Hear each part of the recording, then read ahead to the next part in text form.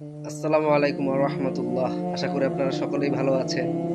আজ কিন্তু মুহররম মাসের ৯ তারিখ চলছে এবং আগামীকাল হলো ১০ মুহররম অর্থাৎ পবিত্র আশুরা।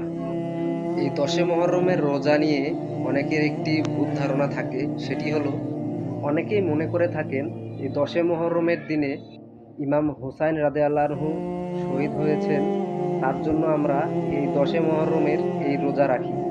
কিন্তু আসলে এটি আদৌ সত্য নয়। আসুন সঠিক তথ্যটা জানি।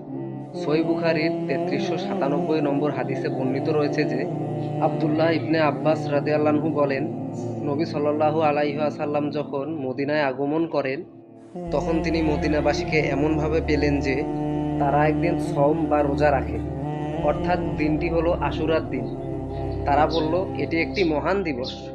এটি এমন দিন যেদিন আল্লাহ মুসা আলাইহিস সালামকে নাজাত দিয়েছিলেন এবং ফিরআউনের সম্প্রদায়কে ডুবিয়ে দিয়েছিলেন।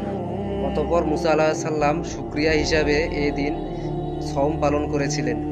তখন নবী সাল্লাল্লাহু আলাইহি ওয়াসাল্লাম বললেন, তাদের তুলনায় আমি হলাম মুসা আলাইহিস সালামের অধিক নিকটবর্তী। কাজেই তিনি নিজেও এই দিনে সওম পালন করেছেন এবং এই দিন সবাইকে সওম পালন করার নির্দেশ দিয়েছেন এবং এটিই হলো আশুরার দিনে রোজা রাখার মূল উদ্দেশ্য।